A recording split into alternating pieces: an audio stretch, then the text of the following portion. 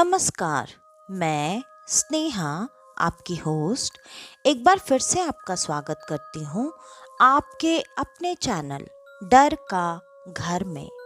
आज जो मैं कहानी आपके लिए लेकर आई हूँ, ये कहानी है सौरभ की। सौरभ जो कि एक 10 साल का बच्चा था। बाकी बच्चों की तरह सौरभ उनसे कहीं ज़्यादा शैतान, नटखट, चुलबुला हुआ करता था। सौरभ की शैतानियाँ इतनी ज़्यादा थीं कि उसके माता पिता उसकी इन हरकतों के वजह से और रोज रोज आने वाली कंप्लेंट की वजह से काफ़ी परेशान हो गए थे। वो हर तरह से अपने बच्चे को सुधारने में, डिसिप्लिन सिखाने में लगे हुए थे। लेकिन बच्चे इस उम्र में सारी चीज़ें एक साथ सीख जाएं, ऐसा बहुत कम ही होता है। लेकिन सौरभ के माता पिता इस बात को समझने के लिए तैयार ही नहीं थे। उनको कहीं ना कहीं ये लगता था कि उन दोनों के वर्किंग और बिजी होने की वजह से वो अपने बच्चे को जो कम वक्त दे पाते हैं, शायद इसी के वजह से सौरभ दिन ब दिन बदमाश, शैतान, नटखट होता चला जा रहा है। और तो और डिसिप्लिन सीखने का नाम तक नहीं ले रहा। कई बार तो उसने ऐसी ऐसी शैतानियाँ की जिसके वजह से उसकी देखभाल करने वाली, दिन भर उसके साथ रहने वाली गवर्नेंस भी भाग जाया करती थी। वो ऐसी हरकतें किया करता था जिसको बर्दाश्त करना शायद उनके लिए मुश्किल होता था। ये सिलसिला कुछ समय तक चलता रहा। आखिरकार सौरभ के माता पिता ने आपस में बातें करके एक डिसीजन लिया कि वो अपने बच्चे को अब एक हॉस्टल में डालेंगे, जहां डालने के बाद शायद बच्चा समय रहते सारी चीज़ें सीख जाएगा। और तो और वो लोग उसका खास ख्याल रखेंगे, समय देंगे, जिससे कि बच्चे को सारी चीज़ें सीखने में परेशानी नहीं आएगी। और इस बात पर दोनों माता पिता राजी थे। आखिरकार उन्होंने सौरभ को हॉस्टल में डालने का तय कर लिया, क्योंकि सौरभ को मिड सेमेस्टर में डाला गया था। इसके वजह से वहाँ सारे कमरे हॉस्टल के फुल हो चुके थे। सिर्फ एक आखिरी कमरा बचा हुआ था। वो कमरा सौरभ को दे दिया गया। उस कमरे को काफ़ी समय से इस्तेमाल नहीं करने के वजह से उस कमरे में काफ़ी सारे धूल, गंदगी, मकड़े के जाले सब कुछ थे। लेकिन माता पिता ने अपनी देख रेख में सारी चीज़ें करवाईं और सौरभ को वहाँ पर शिफ्ट कराया। और उन्होंने ये भी कहा कि बेटा, अगर तुम सारी चीज़ें सीख जाओगे और अच्छा बिहेव करोगे तो हो सकता है हम तुम्हें कुछ सालों में अपने पास बुला लें। लेकिन उसके लिए तुम्हें खुद को गुड बॉय साबित करना पड़ेगा। सौरभ अभी उसे कुछ फर्क नहीं पड़ रहा था। उसे ऐसा लग रहा था, ठीक है, मम्मी पापा जो हर बात पे डांटते थे वो चीज़ भी ख़त्म हो जाएगी। अच्छा किया इन लोगों ने मेरे को हॉस्टल में डाल दिया, और यहाँ तो मुझे बहुत सारे फ्रेंड्स मिलेंगे। मैं सबके साथ दिन भर खेला करूँगा। सौरभ के मन में अलग ही चीज़ों को लेकर एक्साइटमेंट थी। सौरभ ने कुछ नहीं कहा, बस हाँ में अपना सर हिला दिया। माता पिता वहाँ से जा चुके थे। सौरभ बदमाश था, नटखट था, लेकिन वो दोस्त बनाने में काफ़ी अच्छा था। उसके दोस्त बहुत जल्दी बन जाया करते थे। और आज पहली बार सौरभ सबसे मिल रहा था। धीरे धीरे उसकी बातों और उसकी शैतानियों के वजह से काफ़ी बच्चे उसे बहुत जल्दी ही पसंद करने लगे। उसमें से उसके 2 खास दोस्त एक ही दिन में बन गए। वो दोनों भी उसी के शहर से आए हुए बच्चे थे।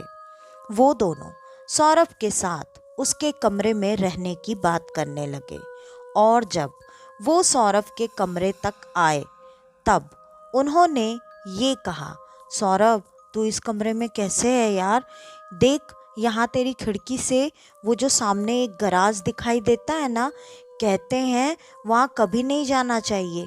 वहाँ एक शैतान रहता है जो कि बच्चों को खा जाता है, बच्चे गायब हो जाते हैं और भी काफ़ी सारी बातें जो उन्होंने इतने दिनों में सुन रखी थी, वो सब सौरभ को बता दी। सौरभ ने उन चीज़ों को मजाक में ही लिया, क्योंकि सौरभ को इन चीज़ों के बारे में पहले कभी नहीं पता था। तो सौरभ के लिए ये बातें क्या मायने रखती थी। सौरभ ने ये बातें सुनी और सुनने के बाद इन बातों को इग्नोर कर दिया। बच्चे जिस गराज को दिखाकर कहानियां सुना रहे थे, वो गराज उसके खिड़की के ठीक सामने था और वो गराज उनके प्लेग्राउंड के साइड में हुआ करता था। उसको एक बाउंड्री वॉल खींचकर अलग तो कर दिया गया था, लेकिन वो साफ साफ दिखाई जरूर देता था। उसके आसपास जाना, खेलना बच्चों को सख्त मना था। जो सौरभ के नए दोस्त बने थे, उनका नाम था शुभम और शिवम। सौरभ उस कमरे में रहते रहते लगभग 1 हफ्ते गुजर चुके थे। 1 हफ्ते गुजरने के बाद अब सौरभ के वहाँ पर बहुत सारे अच्छे अच्छे दोस्त बन चुके थे। आज उनका खेलने का दिन था और वो बच्चे एक साथ खेल रहे थे। खेलते खेलते अचानक पता नहीं कैसे उनकी बॉल उसी पुराने गराज में चली गई। जब वो बॉल गराज में गई, तब कोई भी बच्चा उधर जाकर बॉल लाने के लिए तैयार नहीं था, क्योंकि बैटिंग सौरभ ही कर रहा था। सारे बच्चों ने अब सौरभ को कहना शुरू किया, देख, बॉल तूने ही वहां तक फेंकी है, तू जाकर खुद बॉल लेकर आ।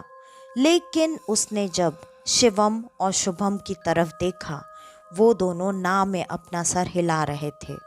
सौरभ ने अभी भी उन चीज़ों पर बिल्कुल ध्यान नहीं दिया और वो वहाँ उस गराज के सामने अपनी गेंद लेने के लिए पहुँच गया।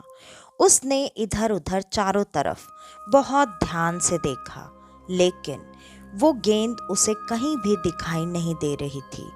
तभी अचानक वो गेंद उस गराज के नीचे से अचानक धीरे धीरे लुढ़कते हुए खुद ही सौरभ के पैर के पास आ गई। सौरभ ने अभी भी किसी चीज़ पर ध्यान नहीं दिया और वो चुपचाप वहाँ से बॉल उठाकर खेलने के लिए वापस आ गया। बच्चों ने जब उसके हाथ में वो गेंद देखी, सारे बच्चे कहीं ना कहीं आश्चर्यचकित हो गए कि कैसे सौरभ वहाँ जाकर गेंद वापस लेकर आया, क्योंकि इससे पहले भी कई बार गेंद जब जब वहाँ जाती थी, कभी किसी बच्चे को गेंद वापस नहीं मिली और बच्चे अब धीरे धीरे उस जगह से इतना डरने लगे थे कि अगर कोई गेंद उधर गई तो कोई भी बच्चा उधर जाकर ढूंढने को भी तैयार नहीं होता था। सौरभ ने तो आज कमाल कर दिया था।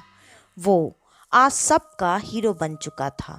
सबने कहा, ए देखो देखो, सौरभ ना बॉल लेकर आ गया, सौरभ ने तो उस भूत को भी हरा दिया, सौरभ तू तो हमारा हीरो है। और सारे बच्चे यही बोल बोल कर पूरे ग्राउंड में चक्कर लगाने लगे। जितना टाइम उनका खेलने का था, वो वक्त खेलने के बाद अब सारे बच्चे अपना खाना पीना सब कुछ करके वापस अपने अपने कमरे में सोने के लिए चले गए। सौरभ के बॉल लेकर आने के बाद से उसके दोनों दोस्तों ने उससे बिल्कुल बात नहीं की, कोई भी बात नहीं की। ये देखकर सौरभ को थोड़ा सा अजीब तो लगा, लेकिन क्योंकि आज सौरभ हीरो बन चुका था, इसलिए सौरभ ने इन चीज़ों पर ज़्यादा ध्यान नहीं दिया। वो भी अपने कमरे में चुपचाप सोने के लिए चला गया। वो सो चुका था और नींद भी खेलने के वजह से काफ़ी अच्छी और गहरी आ चुकी थी। तभी अचानक रात के ठीक 1:45 बजे उसे कुछ अजीब सी आवाज़ें सुनाई देने लगी। उसे ऐसा लग रहा था जैसे उसके कमरे के दीवार के अंदर से नॉक नॉक करने की लगातार आवाज़ आ रही थी।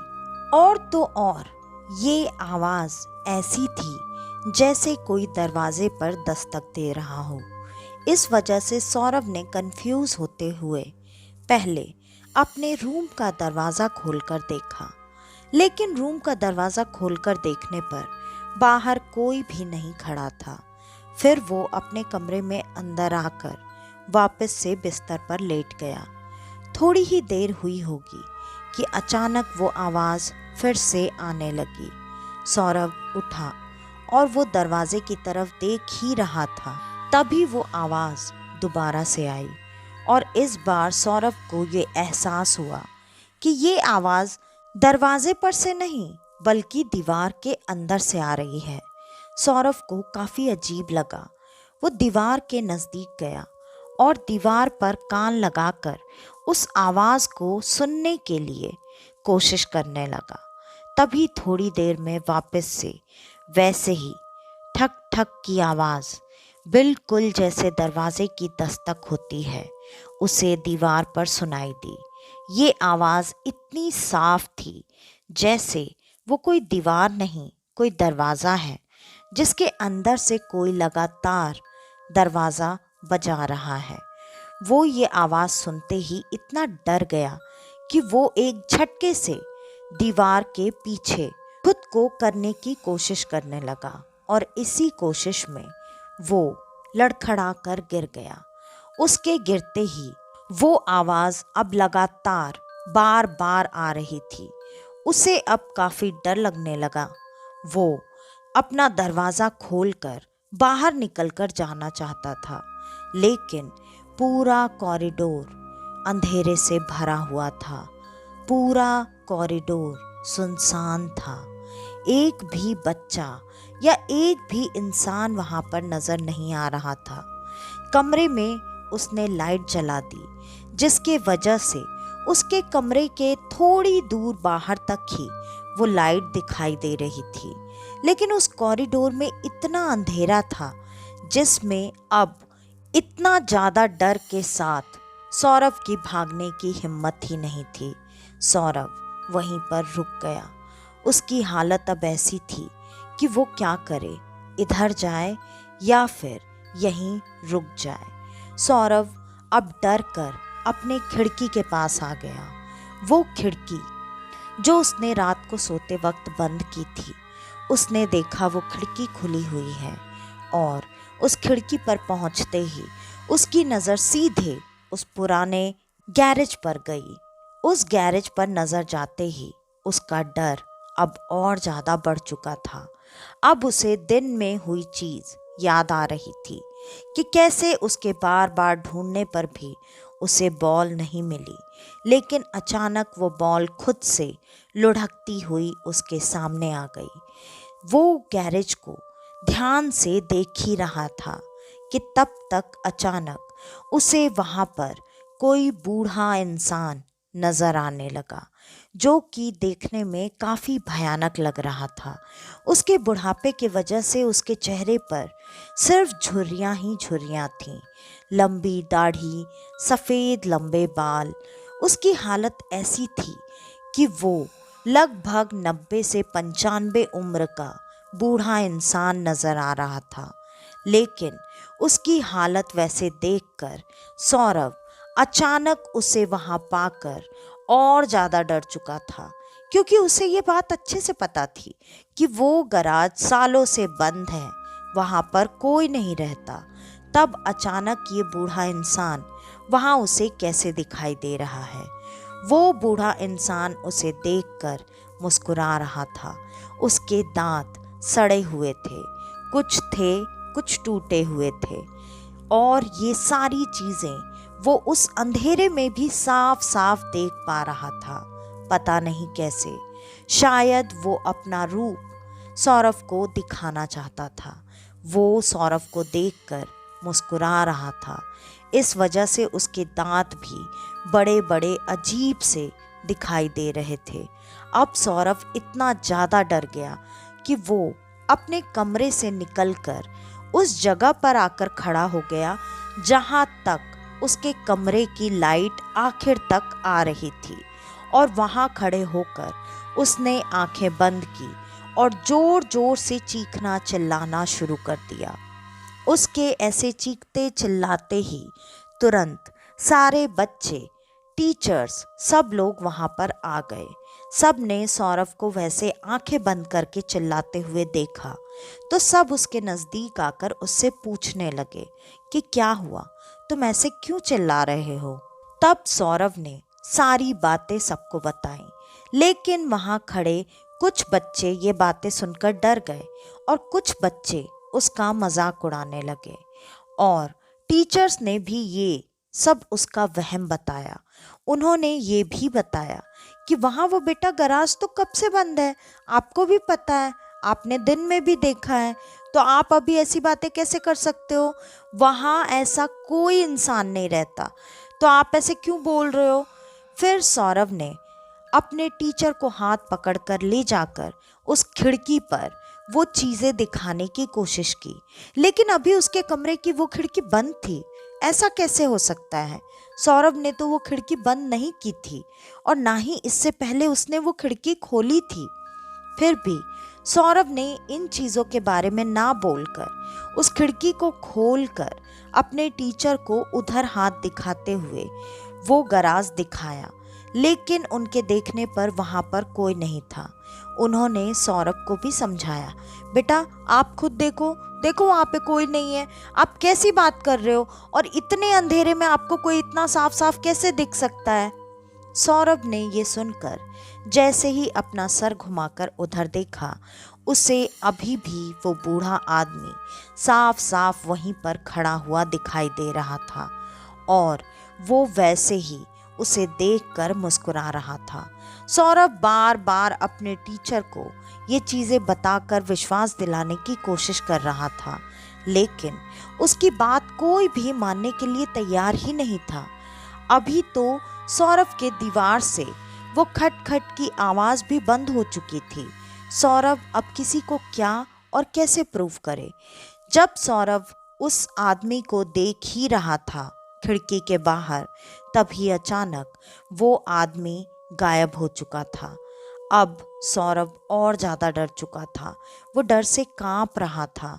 सौरभ ने अपने टीचर से ये भी कहा उसे इस कमरे में नहीं रहना, लेकिन सबने उसे ये बोलकर समझा दिया, बेटा आप अभी बीच सेमेस्टर में आए हो तो यहाँ पर अभी कोई भी कमरा खाली नहीं है, आप ये साल यहाँ पर निकाल लो, उसके बाद जैसे ही कोई कमरा खाली होगा हम सबसे पहले आपको यहाँ से शिफ्ट कर देंगे।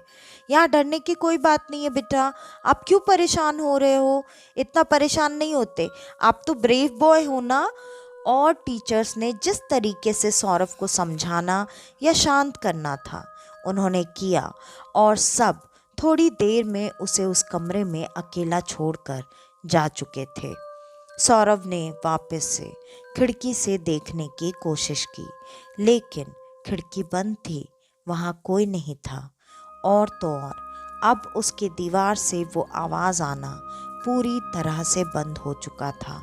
सौरभ वैसे ही डर कर अपने बिस्तर पर ब्लैंकेट के अंदर छुपकर रोता रहा और रोते रोते उसे कब नींद आ गई उसे पता ही नहीं चला।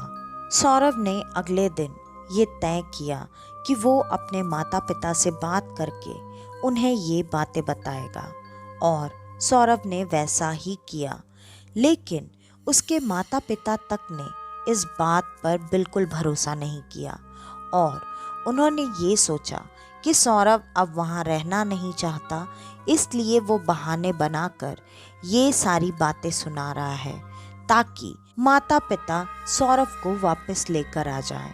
उन्होंने भी सौरभ को समझाकर शांत करा दिया और कहा, बेटा इन सब चीज़ों पर ध्यान नहीं देते, आप अपनी पढ़ाई पर ध्यान दो। और फिर माता पिता ने फ़ोन रख दिया। सौरभ के पास अब कोई रास्ता नहीं बचा था और सौरभ के साथ अब हर रात यही चीज़ होने लगी। ठीक रात के 1:45 वो कमरा, वो दीवार जाग उठता था और उससे वैसे ही खट खट की आवाज़ आती थी।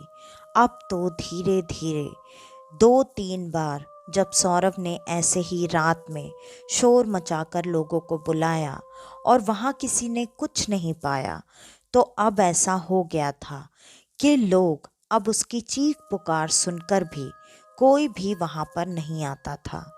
इस मामले में उसके दोस्तों ने भी उसकी बात ना तो सुनी और ना ही मानी। सब लोग उसका साथ छोड़ चुके थे। अब धीरे धीरे हालत ये हो चुकी थी कि सौरभ की तबीयत काफ़ी बिगड़ती जा रही थी। सौरभ, जो कि इतना नटखट, बदमाश, शैतान लड़का था, वो अब पूरी तरह से शांत हो चुका था। सौरभ किसी के सवालों का जवाब तक नहीं देता था। स्कूल में अब टीचर्स इस बात की कंप्लेन करने लगे थे, लेकिन उन लोगों ने इन चीज़ों को अलग ही तरीके से लिया। सौरभ का साइकाइट्रिक ट्रीटमेंट चलने लगा। वो डॉक्टर के पास जाता, उनसे बातें करता, उनको भी वही कहानियाँ सुनाता और डॉक्टर उसे वही समझाते कि वो बस उसके दिमाग का वहम है। सौरभ को यहाँ अच्छा ना लगने की वजह से सौरभ ऐसी मनगढ़ंत कहानियाँ बना रहा है। कोई भी उसकी बात ना तो सुन रहा था और ना ही मान रहा था। सौरभ अब इतना ज़्यादा परेशान हो चुका था कि वो डॉक्टर के पास जाने के बाद भी उनसे भी अब कोई बात नहीं कहता। अब तो सौरभ को अपने कमरे में एक अजीब सा काला साया हमेशा घूमता हुआ नजर आता था। वो काला साया बार बार सौरभ के पास आने की कोशिश करता, लेकिन कोई ऐसी चीज़ थी जो कि उसे सौरभ के पास आने से रोक देती। और सौरभ को ये चीज़ें समझ में आती थी, क्योंकि वो काला साया बार बार सौरभ के पास तक पहुंचने के लिए अपने हाथों को हवा में हिलाता रहता, लेकिन वो सौरभ को छूने में असमर्थ था। ऐसा क्यों? ये बात सौरभ को भी समझ में नहीं आ रही थी। हाँ, लेकिन ये था, सौरभ ने साफ साफ देखा था, ये काला साया उसी दीवार से निकलकर बाहर आया था जिस दीवार पर रात में खट खट की आवाज़ आती थी।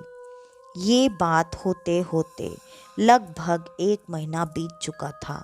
सौरभ की हालत अब दिन ब दिन इतनी ज़्यादा बिगड़ चुकी थी कि लग रहा था जैसे सौरभ शायद अब कभी ठीक ही नहीं हो पाएगा। उसके चेहरे की रौनक, मासूमियत, सब कुछ पूरी तरह से छिन चुकी थी। उसके आंखों के नीचे काले गहरे गड्ढे आ चुके थे। सौरभ अब ना तो ठीक से खाता और सोना तो उसके लिए अब पॉसिबल ही नहीं था। धीरे धीरे अब उसकी ऐसी हालत देखकर उसके पेरेंट्स को एक बार फिर से यहाँ बुलाया गया। वो आए और सौरभ से मिले। जब उन्होंने सौरभ को देखा तब उन्हें ऐसा लगा कि सौरभ शायद जो बातें बोल रहा था ये उन्हीं बातों का असर है। लेकिन ऐसा कैसे और क्यों? सौरभ ऐसी कहानियां बनाकर अपनी ऐसी हालत कैसे कर सकता है? पेरेंट्स को भी ये बात बिल्कुल नहीं सही लग रही थी, लेकिन सौरभ की ऐसी हालत देखकर वो अब सौरभ को यहाँ छोड़ भी नहीं सकते थे। इस वजह से सौरभ को वो अपने साथ अपने घर लेकर चले गए। लेकिन सौरभ की हालत वहाँ पर भी ठीक नहीं हुई, क्योंकि सौरभ अकेले नहीं आया था। सौरभ के साथ साथ वो काला साया भी वहाँ तक पहुँच चुका था। अब सौरभ की ऐसी हालत थी जैसे वो रात में चीखता चिल्लाता, डरता घबराता। यही हालत यहाँ पर भी थी। जब उसने पहली रात अपने घर पर वैसे चीखना चिल्लाना शुरू किया और पहली बार अपने माता पिता को बताकर वो उनको विश्वास दिलाना चाहता था कि उसके कमरे में उसके साथ कोई और भी है, तब भी माता पिता ने उसके ऊपर भरोसा नहीं किया। वो उसे फिर से डॉक्टर के पास लेकर गए और सौरभ को डॉक्टर का ट्रीटमेंट देने के बाद भी सौरभ की हालत में कोई सुधार नहीं था। आखिरकार एक रात उसका चीखना चिल्लाना सुनकर उसकी माँ जब उसके कमरे के बाहर पहुंची तब उन्होंने देखा कोई साया दरवाजे के पास इधर उधर कर रहा है। उन्होंने एक झटके से दरवाज़ा खोला, ये देखने के लिए कि सौरभ ही रूम में इधर से उधर कर रहा है क्या।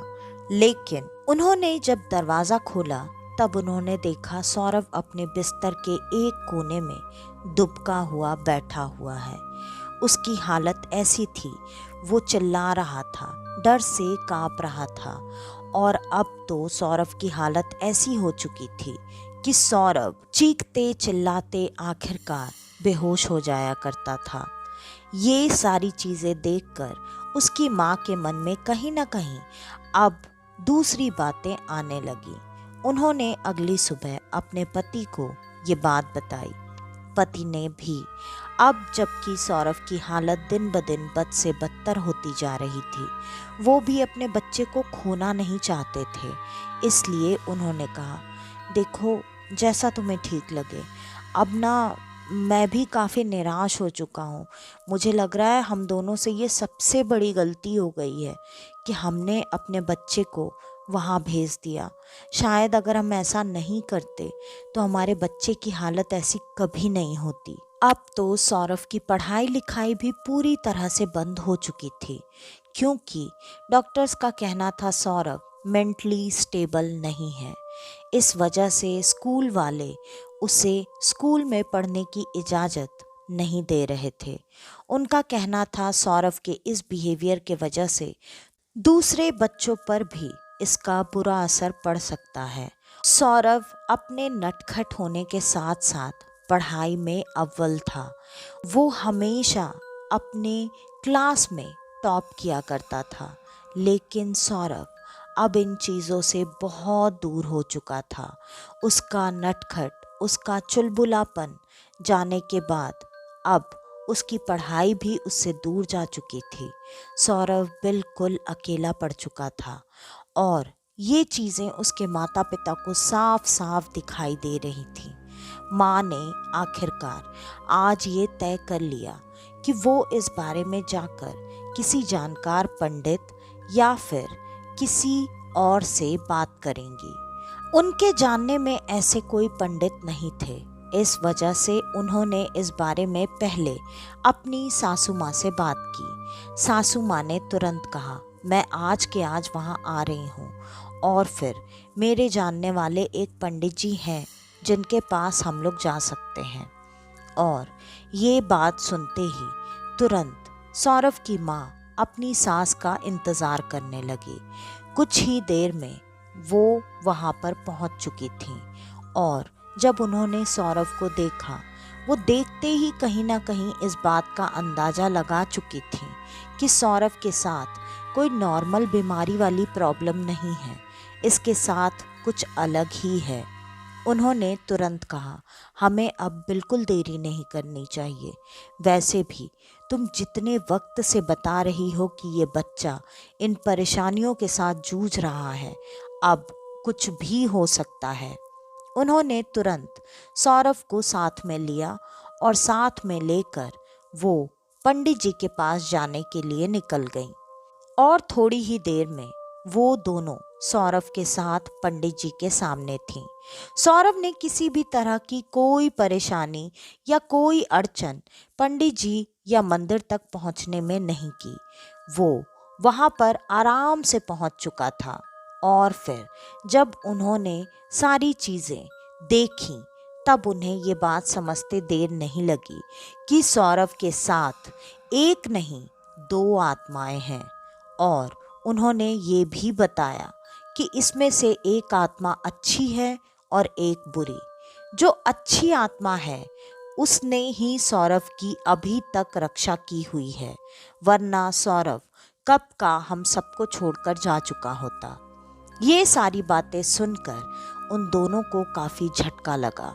लेकिन पंडित जी ने कहा, आप दोनों बिल्कुल परेशान मत होइए, आप दोनों यहाँ सामने बैठ जाइए।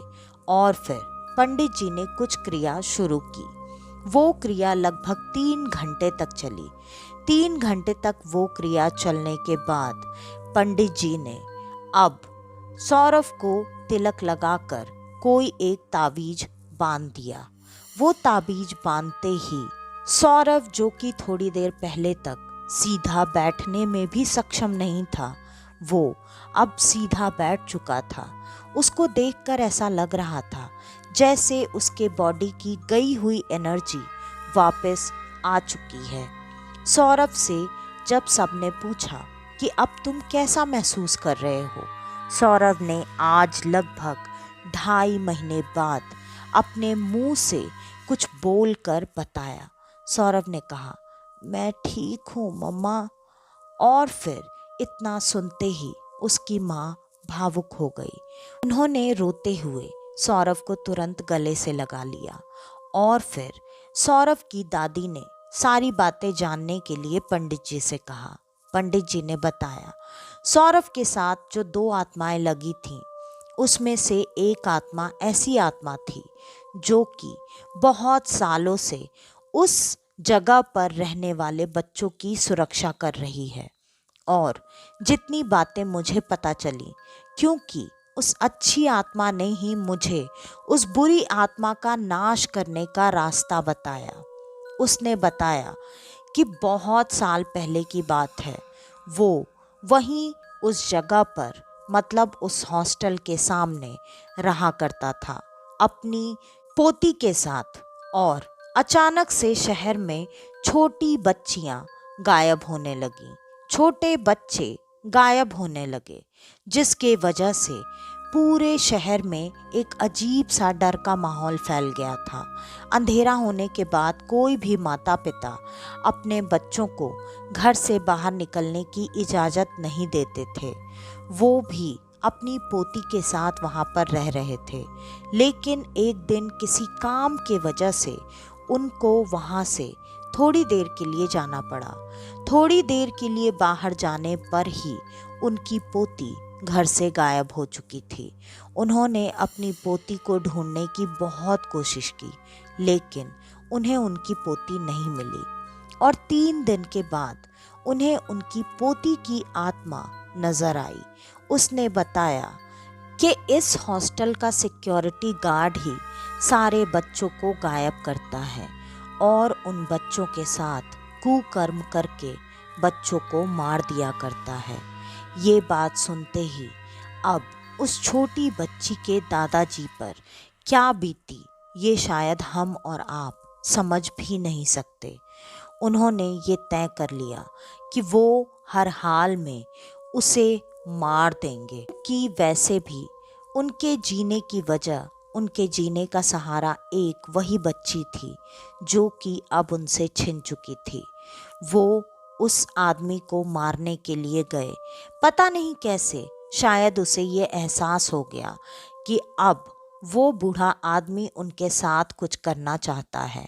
तब उसने उस बूढ़े आदमी के साथ हाथापाई करना शुरू किया और दोनों की अचानक वहीं सड़क पर एक ट्रक एक्सीडेंट में मृत्यु हो गई, जिसके वजह से दोनों की आत्माएं वहां उसी जगह पर फंसकर रह गईं। दादाजी ने उस बुरी आत्मा को इतने सालों से रोक कर रखा था, क्योंकि वो ऐसी आत्मा थी कि वो मरने के बाद भी अपने इस कुकर्म को कभी बंद नहीं करने वाली थी।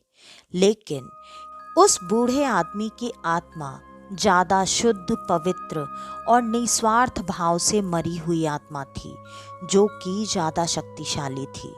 इस वजह से उसने तय किया कि उसकी मुक्ति तो वैसे भी कभी नहीं होने वाली। इस वजह से वो हमेशा हमेशा के लिए इस शैतान को यहाँ पर रोकने के लिए यहीं पर वास करेगा। और दादाजी के ऐसा करने से पहले ही उसने 2-3 बच्चों को और गायब कर दिया। ये बात दादाजी को जब पता चली, तब उनकी आत्मा ने ये तय किया था कि वो हर हाल में अब वहीं पर रुककर उस बुरी आत्मा को चाहे जैसे भी, लेकिन रोक कर रखेंगे, बांध कर रखेंगे। और उन्होंने ये किया, जिसके वजह से एक समय के बाद वहाँ से बच्चे गायब होना बंद हो चुके थे। उन्हीं के वजह से वो आत्मा कभी भी सौरभ तक पहुंच नहीं पाई। वो सिर्फ उसे दूर से नुकसान पहुंचाने की कोशिश करती रही और इस चीज़ में सफलता नहीं मिलने के वजह से वो गुस्से में लगातार सौरभ के पीछे बनी रही और सौरभ इतने दिनों तक अगर जिंदा बच पाया तो वो सिर्फ और सिर्फ उनकी ही आत्मा की वजह से हो पाया। ये सारी बातें सुनने के बाद अब सौरभ की माँ और दादी कहीं ना कहीं मन ही मन में उस आत्मा का आभार प्रकट कर रहे थे। उन्होंने अब ये तय किया कि चाहे जो हो, लेकिन अगर पंडित जी ने उस बुरी आत्मा का अंत कर दिया है तो उस अच्छी आत्मा, उस बूढ़े दादा की आत्मा को मुक्ति मिलनी चाहिए। पंडित जी ने कहा, हाँ आप बिल्कुल सही कह रही हैं, मैंने उसका भी उपाय ढूंढ लिया है। उन्होंने खुद बताया, अभी भी उनका शरीर या उनके शरीर के कुछ अवशेष जैसे हड्डियां शायद उसी पुराने गराज में हैं। हम उनको लाकर उनका सही तरीके से पिंडदान, अंतिम संस्कार सब कुछ करेंगे, जिससे कि उनकी आत्मा को अब मुक्ति मिल जाएगी। वैसे भी उनके यहाँ पर रुकने का जो रीज़न था वो खत्म हो चुका है, तो वो भी अब मुक्ति ही पाना चाहते हैं। और सच में उन सब ने मिलकर उस पुराने गराज से दादाजी के अवशेषों को, मतलब उनकी बची खुची हड्डियों को इकट्ठा किया और उनका सही तरीके से अंतिम संस्कार किया। उसके बाद कभी भी वहाँ पर ऐसी कोई चीज़ कभी नहीं हुई जैसी कि सौरभ के साथ हुई थी। लेकिन सौरभ को इस हादसे से निकलते निकलते 5 साल लग गए। 5 साल तक वो बच्चा वैसे ही डरा सहमा अपने कमरे में बैठा रहता। वो धीरे धीरे करके इन चीज़ों से बाहर निकल पाया। 5 साल तक सौरभ की पढ़ाई पूरी तरह से बंद रही, लेकिन 5 साल के बाद सौरभ ने अपनी पढ़ाई और नॉर्मल लाइफ सब कुछ वापस से शुरू कर दी। तो आज की ये कहानी यहीं पर ख़त्म होती है। आपको हमारी आज की ये कहानी कैसी लगी हमें कमेंट करके ज़रूर ज़रूर ज़रूर बताइएगा। और अगर आप हमारे इस चैनल पर आज पहली बार आए हैं तो हमारे इस चैनल को लाइक, शेयर और सब्सक्राइब करना बिल्कुल ना भूलें, क्योंकि आप सबके एक कमेंट, एक लाइक और एक शेयर से मेरी बहुत मदद हो जाती है और मुझे ये पता चलता है कि आप सब मुझसे कितना प्यार करते हैं। कमेंट में आप अपना नाम और शहर का नाम लिखना बिल्कुल ना भूलें, क्योंकि मैं अपने सारे दोस्तों के बारे में ये जानना चाहती हूँ कि मेरे सारे दोस्त जो मुझे इतना सारा प्यार और सपोर्ट करते हैं वो कहाँ और कौन से शहर से हैं, ताकि जब मैं आपके उस शहर में आऊँ तब मैं आपसे मिल सकूँ। तो आज के लिए बस इतना ही। मैं स्नेहा, आपकी होस्ट, आज के लिए लेती हूँ अलविदा। वापस से आपसे मिलने आऊँगी और आप सबको लेकर जाऊँगी कुछ जाने अनजाने किस्से कहानियों के सफ़र पर, आपका अपना डर का घर में। तो तब तक के लिए नमस्कार।